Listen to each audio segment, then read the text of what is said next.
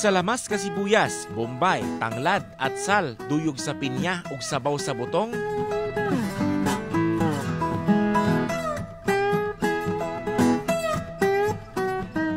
Maayo ka ng isagol sa manok Bisaya.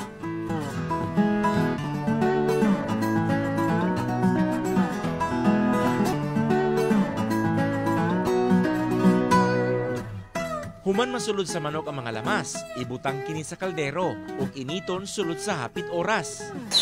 Kapit na siyang luto, dahil nga, maubas-ubas siya gamay, tangal na siya o ketchup para mo ang iyang kwan, puyot sa pula.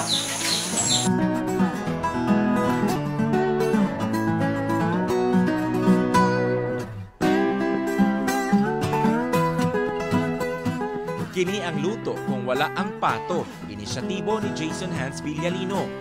Dini sa Barangay Gupitan, Kapalong, patok ang iyang manuken. Ilabi na sa iyang lola.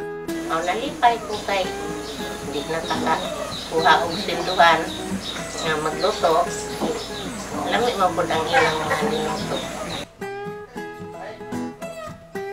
Generally, lami gayud kaayo kini manukin ni Jason. Pusa, kung mapadpad ka mo din sa palit sa Kapalong, Davao del Norte, buot ka mo makatilaw nining manukin, pangitaan ninyo si Jason Hans.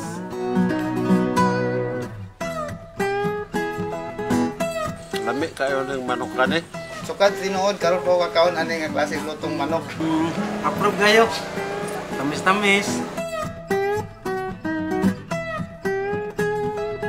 Sa simpleng pagpaniid, tunay leksyon nga makatunan sa masigihimong pagpaniid sa pagluto ni Jason Hans. Doon na ba kamo istorya? Sulti ko ni Ana. Paminawon ko kamo. Ako si John Paul Senyal Nakatuto. 24 oras.